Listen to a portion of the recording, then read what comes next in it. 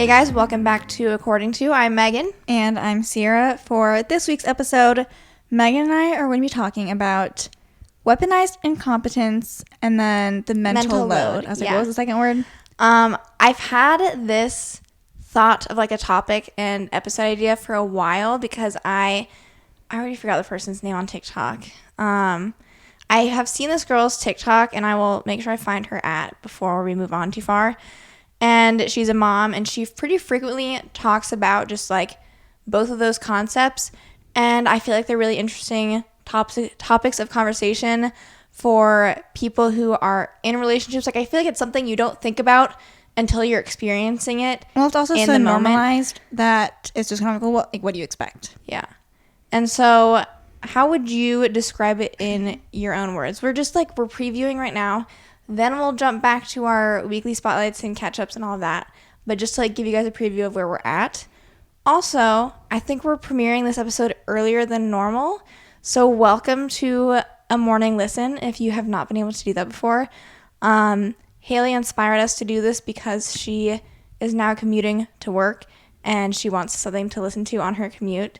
And so she was like, you guys need to upload it earlier so people can do that. So if this is a new experience for you, and hopefully it's enjoyable. This is for you, morning commuters. This is for you. So how I would define weaponized incompetence is someone claiming to not have knowledge of how to do something and therefore claiming that they can't do it. And it's weaponized because they are then forcing someone else to do it, even if it's a task that they could learn how to do. And so it's just saying like, oh, I can't do it, like you do it. Okay, just to give credit where credit is due, not that like it's not like she owns this topic, okay? But she's the one that I have seen talk about it the most. Her on TikTok she is a page turner. And so there's not like a specific video she's posted that like, oh, this is the video that inspired this. She just talks about that topic a lot. So we'll jump into it. We asked you guys to kind of send in. I just kind of generalized it as like, if you're in a relationship, what kinds of things do you experience related to this topic, or if there's anything that you feel like you and your significant other do to kind of combat this, what are those things? I do want to preface this may come across as like a man-hating episode, and we'll try it's not to. It's not just men that can do this. It can be, but like if our examples are men, it's maybe just because that's our own experience. And I'm sure that, and I honestly, like, part of this I want to reflect back on myself, because knowing that like oftentimes men are like, even with like our dad has been helping us I have been thinking about that. So like we'll talk about stuff too related to how we feel like maybe we're not doing as good of a job as we could be otherwise. But that's to come. So we'll get there. Hold your horses, you guys. Just wait a second. Hold on 1 second. We just got started with the episode. Okay. Show me back. What's your weekly spotlight? I was kind of like, you know what? I feel like I have like quite a few, just like we've had a good past week, I feel like. So a couple things. We broke ground on the basement makeover. And by that, I mean we started the basement makeover. It's no longer just a thought. It's actually happening, and we now have to finish it. In fact, we have basically finished all of the painting. We have to like not like the hallway going down stuff into the basement. And there's potentially like another side project we want to do that's going to be a little bit more intense for an accent wall. And so we're kind of holding off on like the hallway just because we don't want to like paint the hallway, get it scratched up, and then have to redo it. So we'll kind of do the hallway last. But I'm really happy we kind of took a risk. Like, at least initially I am, and I don't think I'm going to regret it. But anytime I've seen people do like a makeover where it looks really custom and intentional and purposeful, a lot of times what they will do is like they will also like they go all out and they're painting the doors, painting the trim, painting the baseboards. Not always the ceiling, but we also decided to do the ceiling as well. I mean, we painted everything down there, and the purpose for that was because we want it to be dark and moody. It's going to be a theater room primarily, and we just felt like that would be like the place to do it. And I felt like if we only went and did just the walls, like it wasn't going to have the same effect as like some of the inspo pics. And like, it's our house. Who's to say we can't paint the freaking doors or the trim? Like, it's just kind of like, you don't usually do that, but we did, and I'm happy with that. So far, no regrets. We also are doing a basement makeover series on our channel. I believe episode 2 showing the updates that we're talking about now, and then a couple other things will be coming out in like 2 weeks from the time that this podcast episode goes live. We're aiming for like monthly-ish episodes. Yeah. Kind of depending on like what we get done in our basement. So that was very exciting. And we like did a lot of that painting on Friday night actually, which I was really happy we did that because I kind of felt like I almost felt like I had like an extra day to my weekend because had we done that Saturday, I wouldn't have had like it would have just taken a whole bunch of my day. And so having like finished that and then like I just woke up we did on like Saturday 7 morning. to 9 or 7 to 10 p.m. Yeah, painting. it was kind of a weird time frame, but it worked out. And then I don't know if I mentioned my bathroom water leak on the podcast, but I mentioned it in our vlog. It's only a weekly spotlight because right now we tried to fix what we thought the issue was, and it doesn't seem to be leaking anymore. And so that means this is going to be a not very expensive situation, which is good. I will take that. My last one was that I got a haircut yesterday. I was just like getting a haircut, so it gets included. The basement is going to be my weekly spotlight as well. Honorary weekly spotlight is that this past weekend was my PRN shift that I usually work one time a month. And like, don't get me wrong, I like my PRN job. But like, you know, sometimes I don't like working 6 days in a row. And I was originally going to work Saturday, but then my like the boss over there texted me to like ask if I could switch to Sunday, and I was like, sure, it doesn't really matter which day I'm working. And I only was scheduled for 2 hours on Sunday, and so it's just a nice like quick little easy in, out, boom, done. And if I hadn't switched, I probably would have had a longer schedule. Yep. Anything else new, or do we go to book stuff? I think we go to book stuff. I think we go to book stuff. The weather, February is teasing us right now. No, I keep telling my patients multiple times today, I was like, 50 degrees like in the winter starts feeling a whole lot different than 50 degrees in the fall. It starts like to my second buildings, I wasn't even wearing my coat into the buildings because I was like, it's too nice out. I don't need my winter coat. It's supposed to be a high of and like that starts cooling down like as soon as the sun starts going away. It cools down quick. Yeah.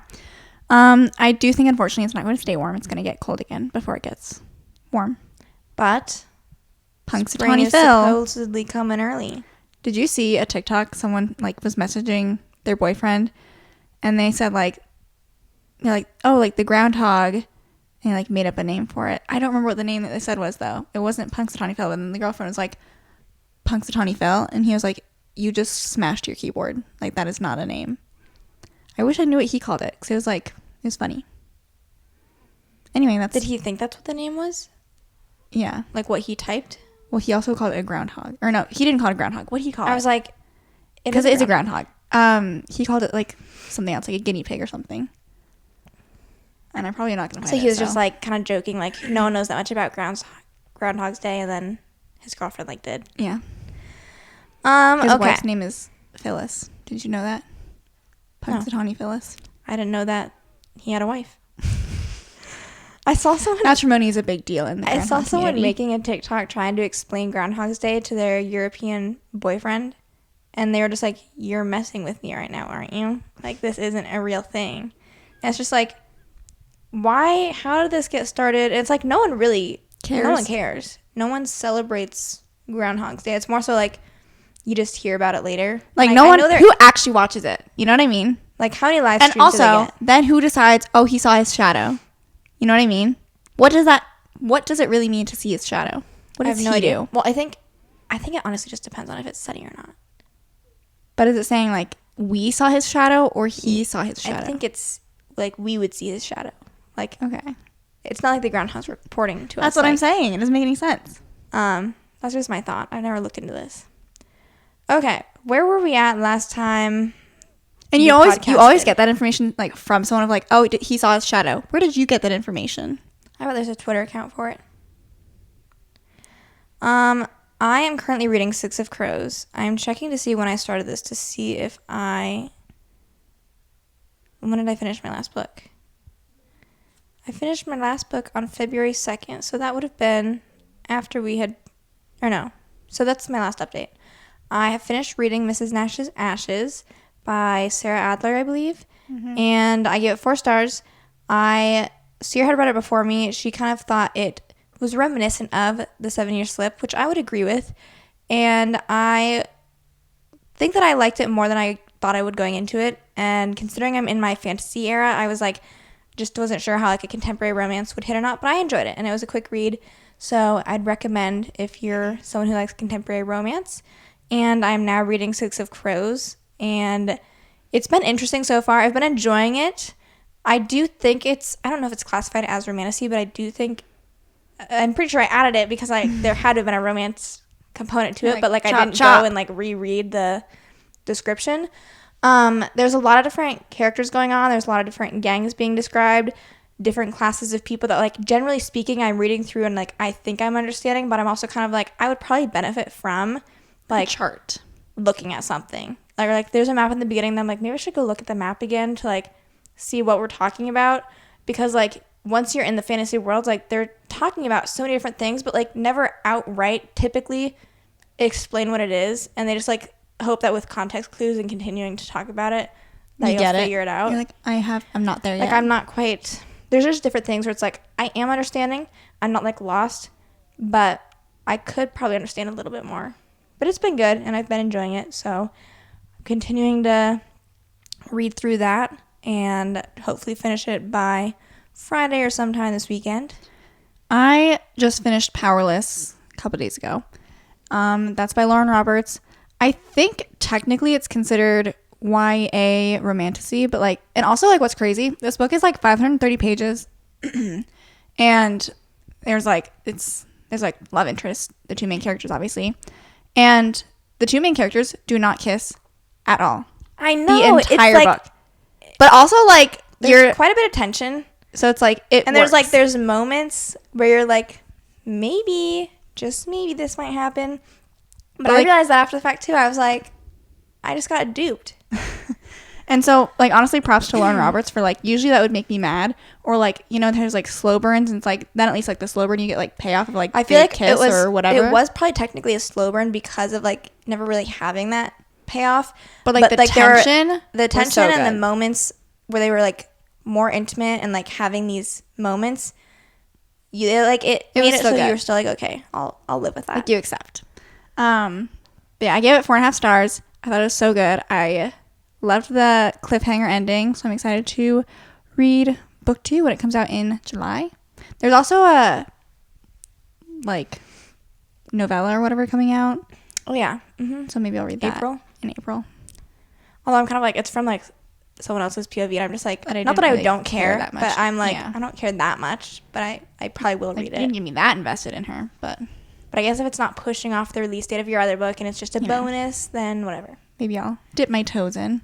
Now I'm currently reading A Court of Frost and Starlight. It's the ACOTAR novella. I'm like halfway through it. Probably finish it, I would guess, tomorrow. I don't know, maybe today if I'm really having time to read. But yeah, it's just okay. We're currently in our trying to convince Haley and Maggie to read ACOTAR. So if you guys are listening right now. I don't think they're against it. I think it's just going to be a matter of like when. And also, I mean, honestly, Maggie, if you remain unemployed, like now's the perfect time to jump in and get through the series, because otherwise, who knows when you'll get through it. It's just like we were trying to explain to them, like, you don't like stop thinking about these characters, and it like helps with like TikTok. Mm-hmm. Like I always just like see ACOTAR related content now. Oh, silly little like. Oh, like I know what this is talking about. Yeah. So I hope that they join soon. Haley was saying one of her friends was also like hyping up Sarah J. Maas. So hopefully that can kind of give Haley the push. We have downloaded ACOTAR onto her Kindle. We were nice and we got her a Kindle for her birthday, so she can just be a reading girly. And so hopefully soon. She's finishing up the Good Girls Guide to Murder series. She's flying through it, which we've talked about. It's, I think even when we did an episode a while ago of like top whatever books to read, like that series as a whole, I think we included just because it's a really good YA series. Mm-hmm. So, any book dates, book updates otherwise, or book club update? Did we give an update last time? I don't remember. No.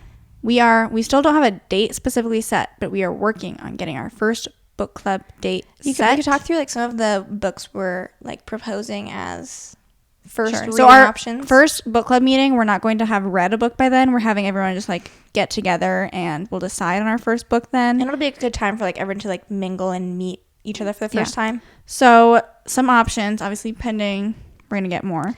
Keep in mind, I don't know, other than like I follow Haley and Maggie on Goodreads, I do not know like what the other people read. So like we have quite the mix, and we'll just have to see what ends up being the highest vote, the winner. Okay, so we've got a Kristen Hanna book, The Great Alone. I think is one that we decided on. I like can't pull it up on my phone, so I don't know We have all of them. Did we pick a specific Ellen Hildebrand book or just like any of hers? Do we have one on there? I don't know. I mean, we like talked about putting one on there. Frida McFadden was another author we listed. Did you put a specific one on? I couldn't open up the slideshow on my phone. I just thought maybe by making the PowerPoint it would have like stuck a little bit. No. Okay. Well, The Fury, you put that. That's yeah. Alex Michaelides. Yeah, I was like, I don't know how to say his name. Alexides. That's his new book. I don't know. We have like Taylor Jenkins Reid maybe? Whatever. I don't know. Ciera made it. And I wanted to get some more romance options in there. We also wanted to get more fantasy in there, but I don't know. It was hard to find. I know we settled on one. I don't know if it was The Serpent of Wings at Night or not. But it was hard because like we kind of wanted to suggest like a standalone fantasy book, but we also like couldn't find a lot of standalone fantasy that had like good reviews, because I feel like all the ones that are popular and recommended are all parts of series. So I felt like that'd be like a little daunting for the first book club book, because then it's like, do we keep going with that one? Do we keep going and now we're kind of stuck in this hole or not? But yeah, if we end up right now, I was kind of like hoping that maybe our book club would be like next week. So then we'd probably recording our podcast before then anyways. So we wouldn't have any updates anyways. But well, we're planning on doing a whole book club podcast episode like about how it goes. Okay. Sorry, I Sneak forgot. peek. You guys weren't supposed to know that, but I'm just stay updated or stay tuned. Stay updated. Stay in the know. Okay. Ciera and I, truth be told, we didn't plan ahead for this episode. So I'm hoping that we have like enough just like thoughts, things to bring up, and like, hey, we did a whole bunch of like, we were getting ahead of ourselves, so hopefully that's the case and we have a lot to say. But I did, like I said, ask you guys to share stuff earlier, so I feel like I'll kind of start with, we'll go into that first. I was going to say, I think we should start with our personal thoughts, experiences, ideas, whatever, and then go into, first of all, Megan and I are both single. Yeah. We have not been in a serious relationship, and so I do feel as though my experience is lacking in terms of like having a partner that I feel like pushes the mental load onto me. Interesting. Can I finish my thought? And then you can tell me what's interesting. And so like in that sense, because I feel like most of the time people deal with like weaponized incompetence and the mental load when their partner like shifts the burden of whatever it is onto their partner, and their partner's like, well, why couldn't you deal with that again? And so I feel like I mostly experience it as an observer, but there's also like, it does happen like within family and like friendship. You know what I will say to that though? I will say oftentimes these things are related to like a household of sorts. Like not always. People in relationships that don't live together are also going to have like experiences like this too. But I feel like oftentimes it does end up being related to like household chores, different tasks that need to be done. And in that sense, you and I share the same household. And I have often thought to myself that I feel like I have little to no mental load that I need to bear that you do not, because I feel like we both independently realize like, okay, these different things need to get done. We know it's so humbling when you live either by yourself for sure, or just like, you know, not with your parents, when you're like, well, shoot, this really ain't getting done if I don't do it. And so like I have at least thought to myself, it is really nice to live with you. I hope that whoever I end up living with in the future or marrying, like I can only hope it goes as smoothly as I feel like it does between us. And that's like little things where it's just like we kind of have like our little schedule and set routine, but it's like it's little things where, you know, I don't have to tell Ciera to like clean up after herself, or if I'm starting to do chores and stuff around just because like I feel like things are dirty and needing to get cleaned up, it's very oftentimes that like the other person will then join in, help get things done that like I'm not doing. She'll go like say, okay, I need to do these other chores. Or like if we're doing laundry together, it's like, you know, sometimes it's like, oh, can you switch this out? And if someone's forgetting, but it's like oftentimes we're both thinking, oh, this needs to get done just like whenever it's done. And so like a couple days ago, I had asked like, hey, Ciera, like had you switched out the second time? Because I switched out the first time. She had already done it. Like it's just little things like that where we're both very conscientious and aware of just the things we're trying to get done. Chore day around the house is a big one. And we know how to make it work fluidly. No one has to like egg on the other person to do anything. And so that's nice. You know, this is for potentially, I am just imagining this might be the case, pro to being single for an extended period of time and like into your later 20s, assuming you're going to end up dating someone who's also single into their later 20s. You both have to fend for yourself. Is that for a considerable presumably amount of time. Whatever partner I find, if they are single and like are living either on their own or like with a roommate, like they're taking care of their own things, doing their own cleaning, cooking. I mean, I hope, you know? Yeah. Did you see, not always, you know that TikTok, is it Maya Knight? She has the 2 daughters or whatever that she doesn't show anymore. I don't know. I sent you that TikTok where like, this was months ago, and I don't even follow this person, but it just popped up in my For You page where she like, I don't know if she's revealed her boyfriend, but she like did like a little TikTok of like, oh, like now I'm at my boyfriend's like house or apartment or whatever. Oh and my his God. apartment or Yes. house or whatever, his room. That was a pigsty. like, I would be embarrassed to go And there. I was like, that is your boyfriend's place? That is a teenager's room. Yeah. Like, I don't know It's if I kind could of- date someone. I feel Like I walk into their apartment and I'm like, oh. like if someone were to go from immediately being like bachelor in college, basically like that kind of lifestyle, to like proposing and getting married like immediately, I just envision that you might be taking on more of like the babysitter mom role as the girlfriend. Not always. So anyways, Me just like putting in different disclaimers. Not always. I don't know.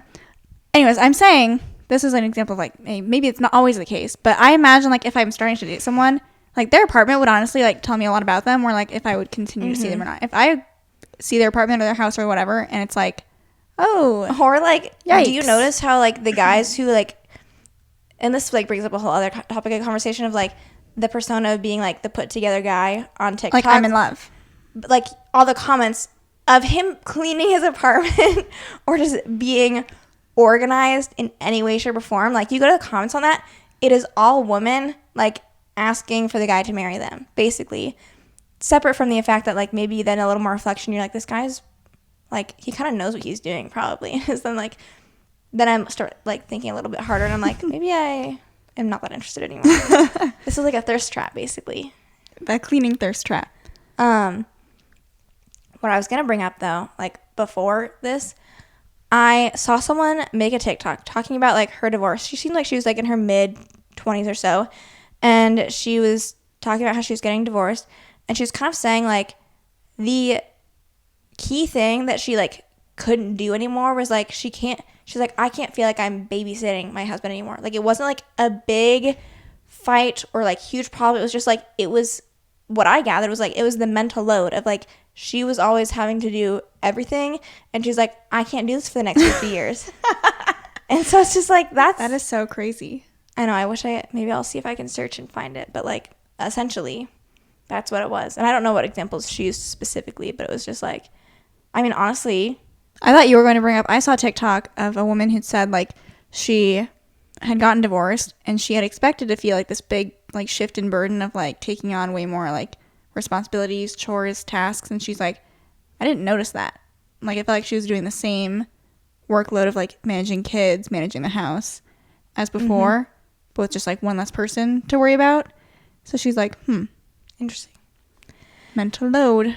Okay, let's take a brief kind of detour a little bit. We can do some self-reflection on ourselves and kind of discuss maybe where we think we're lacking or how we think I have a self-reflection. Okay.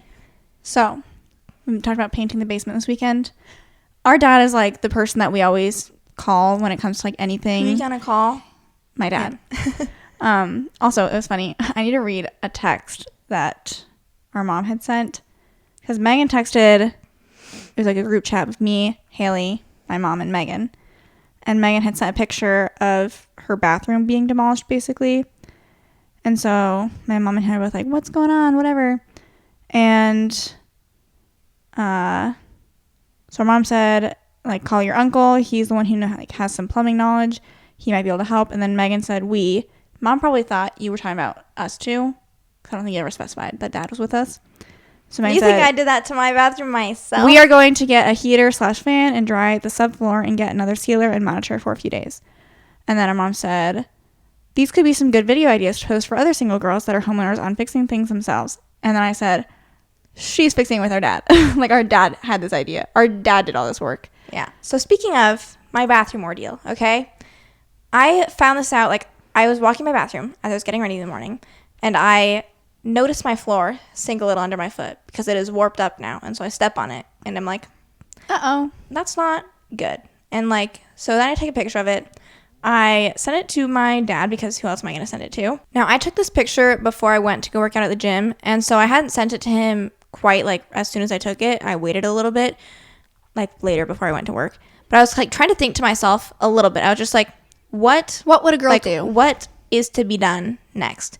Because I don't know, this is new territory for me. Not that I can't learn, but I'm just like, here's the thing. This, I would say right now, what you're talking about does not fall under, like, weaponized incompetence because you simply don't know how to do it.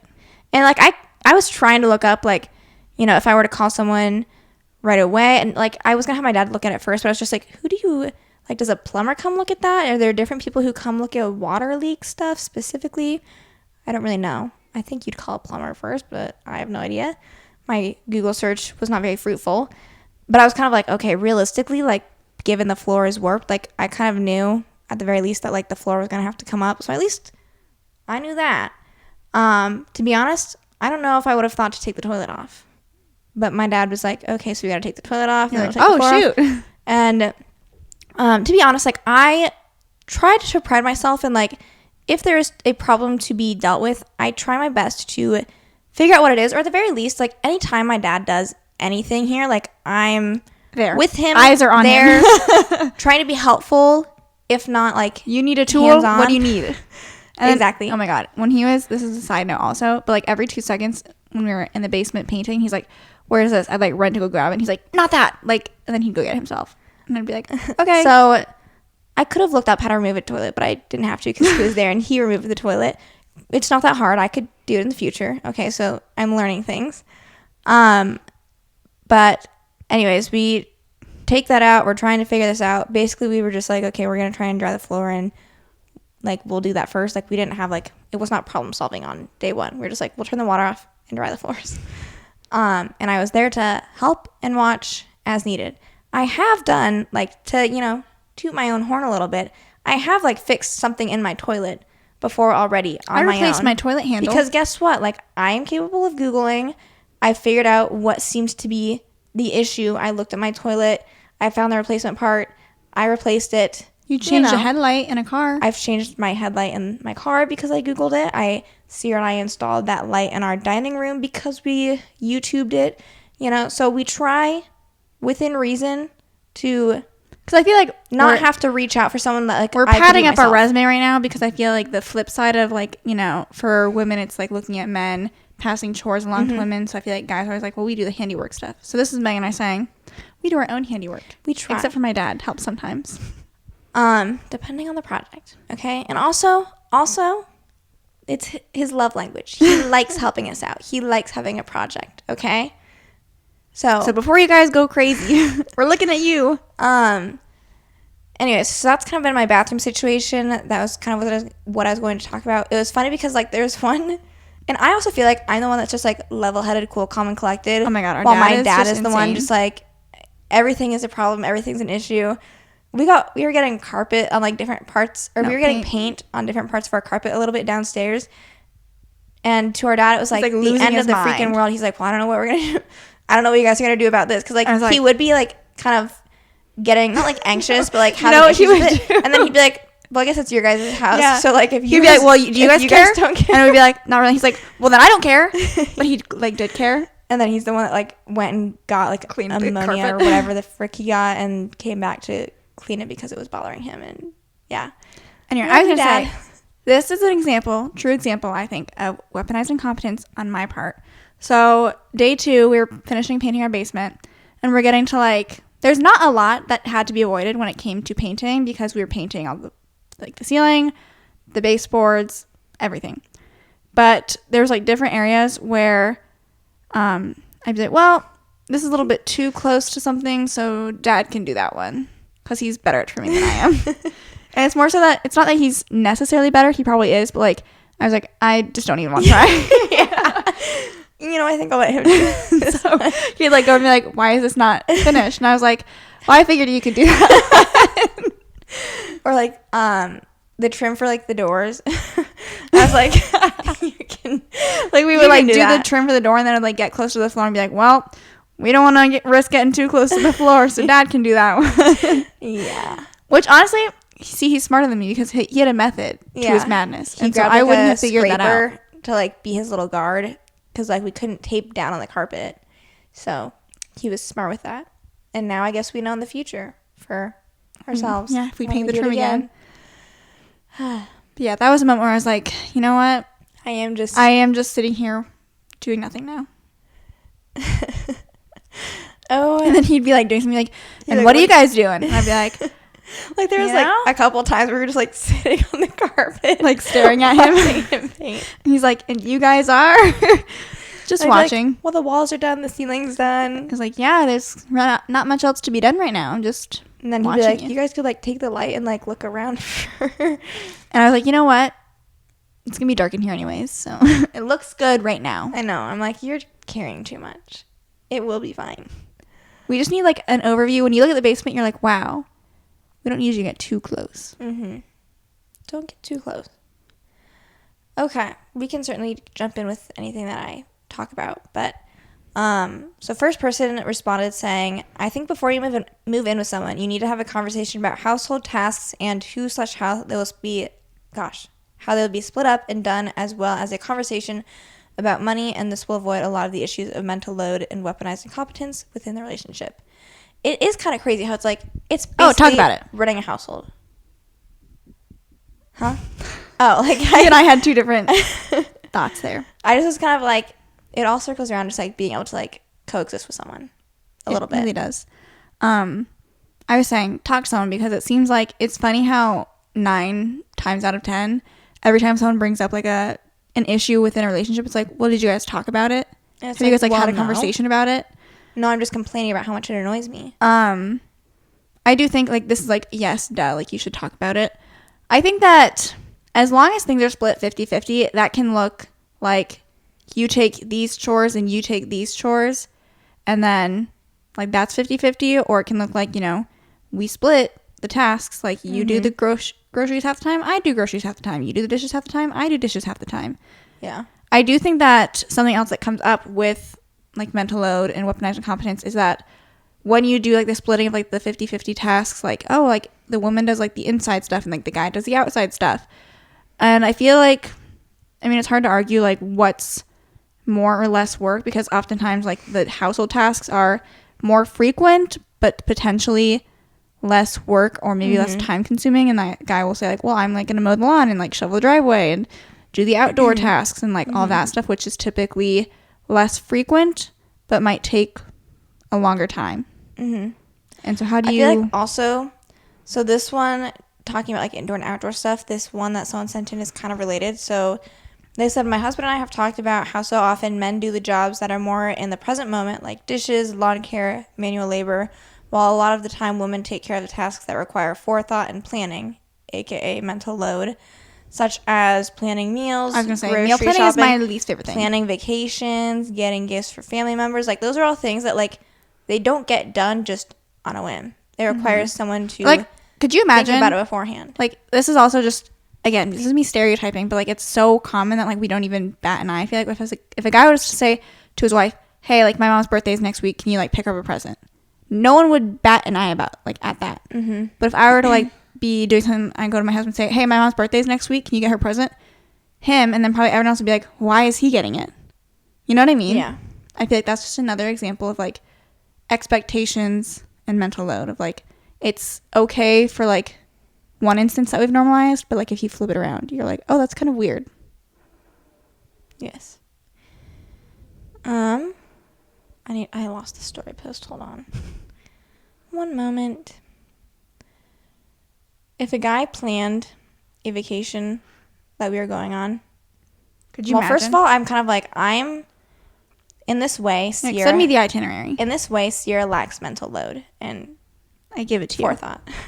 Because I can't think of a single vacation we've been on where I have not done a majority of the planning.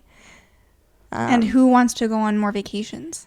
That's what shocks me is I'm like, you don't want to go on vacation? Like, you would just happily, like, just not plan a vacation and be like, whatever, I won't worry about it. Yeah.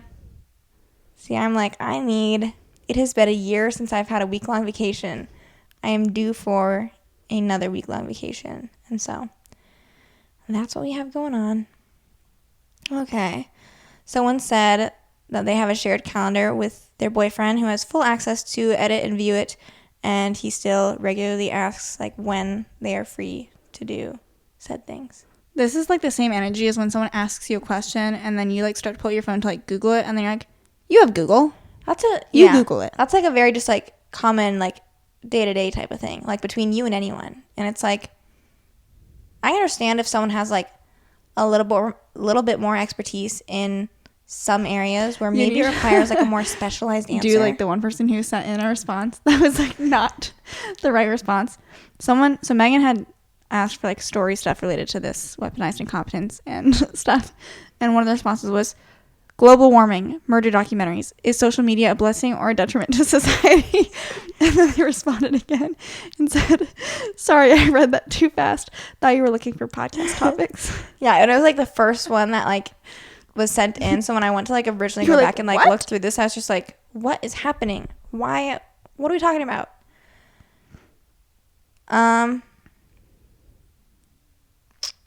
Doesn't want to make decisions. If it ends up being a bad decision, it's not their fault. So maybe if you're like, I do feel like a lot of the times people who, it's seen as being accommodating because you're like, well, I don't care, so like you decide, but like the decision is the mental load. Yeah. Like sometimes you're like, oh, do you want X place or B place? A or B for dinner? X or B. Well, I was like X or Y, I don't know. And then I was like B, and then I was like, no, it doesn't make any sense. Like, do you want A or B for dinner? I almost said A or Z. I just can't get this straight. Do you want A or B for dinner? And they're like, I don't care. And I'm like, but like, what is your input? Like, if you were to give me your input, because like maybe we'll have different answers, but like, at least you have a decision. Like, you have some skin in the game. Then if I just decide, I'm like, do they want this or do they not care? And sometimes it is hard because like sometimes people truly just do not care. Because I've done this before too. Like where I've said, I don't care. Like you like can the pick. classic dinner conversation. What are you doing for dinner? And like no one wants, here's the thing, no one wants the mental load. No one wants to decide. No one wants to think about it. But we gotta eat. But someone has to decide. Mental load. I'm like trying to make sense of this. Mental load. My fiance knows I hate doing the dishes, so he does them for me. I don't feel like that is mental load. But that's what this person seems like they're defining mental load as. My fiance finds texting and setting up plans to be a lot, so I'll draft them for him. I feel like that's them like switching the mental load. Like it's like she doesn't Notice like do how the dishes though require no forethought and planning. And he just and then the text drafting and then the text drafting and creation. He's like, you do that. Well, she's offering. Yeah. That's if you're funny. offering, like, look, I'm not here to say don't do X, because then Y, this or fall, Z. now we get into the whole trap of people who are in relationships. They're like, well, I like to do these things for my partner because I love them. Mm-hmm. I'm like, and did we not just talk about earlier with our dad? I did use that as a justification for saying this is why I don't feel so bad about it, because to my knowledge, he enjoys that. And Dad, when you listen to this episode like 2 months from now, you can let me know if I'm right or not. Someone says, my boyfriend plans at least half of our dates. Underrated way of taking some of the mental load. at least half. That's even, yeah. Good for him. Good for you. Good for both of you guys. I was gonna say, I don't know why this is probably not related at all, but for some reason I'm like circling back to like the whole, and I know we've talked about this on the podcast before, but like happy wife, happy life type of situation. Hate that. And I like, again, how much we despise that commentary. So I don't know, we could rehash that out. I think I had one more comment to say, but now I don't remember. Was it one of the stories? You can get started on happy wife, happy life before I find If you guys haven't heard us complain about this before, welcome. I feel like what really bothers Ciera and I about this sentiment is kind of like the built-in, like, the wife is like the nagger, like the annoying one who like cares too much, and like the husband's go with the flow. He's chill, he's easygoing, and like this is very much, honestly, like it is related to this kind of. It's very much like, oh, she's seen as being like nitpicky and like needing things to be done a certain way because she's the one having to do like the forethought and mental load. Whereas like oftentimes the husband can like, he has the free for all to just go with the flow and not have much thought or care. And I feel like men use it or try to use it endearingly, I feel like, because they think I'm saying my only job is to make you happy. However, I just like, if you have like a better way to like steer this from here, because it's like, does it sound bad to like want your wife to be happy? It's always the context that people say it though. They're like, happy wife, happy life, like don't push her buttons too much, and like it's always just like just do what makes her happy, like don't worry if it's like, you know, something you disagree with. And I'm like, well, disagree with me. Yeah, even going back to like, it does tie all together. All this does make sense. It's all connected. The dinner conversation. If you have no skin in the game, you have a thought though. Like you have your own thoughts and opinions. Like I don't need you to resent me. And so we don't always have to do what I want to do just because like happy wife, happy life. Because at the end of the day, this is a partnership where we're both supposed to be like, hopefully your entire life is just not bending to my will. Right? That sums it up. Hopefully we get along enough that like some of what we want to do is like together and I think collective. That's what bothers me, and like maybe that helps me kind of like figure out the direction that I can summarize my thoughts in this, where it sounds like when you say like happy wife, happy life, like the guy just has to like give up anything he wants to do and like do whatever his wife wants. And I'm like, it's like, God, don't sound so tortured. Wow, the old ball and chain, that's the energy it gives. Okay. Yeah. If my husband ever says that, divorce. I'd be like, you better have been saying that with the most sarcastic. Ball and chain, here's the key, buddy. Get out. Honestly, I feel like we mostly hashed out what I feel like I wanted to. And seen. We got all of what I wanted to cover as well. Hopefully you guys enjoyed the earlier release time this week. And if you have any other ideas or topics you want us to talk about, or I don't know, oftentimes like I see something interesting or on TikTok even. So if you have like a TikTok you send in our DMs or think it would be interesting, that could be a fun way to go about coming up with some different ideas. Otherwise, we will talk to you guys next Thursday. Bye.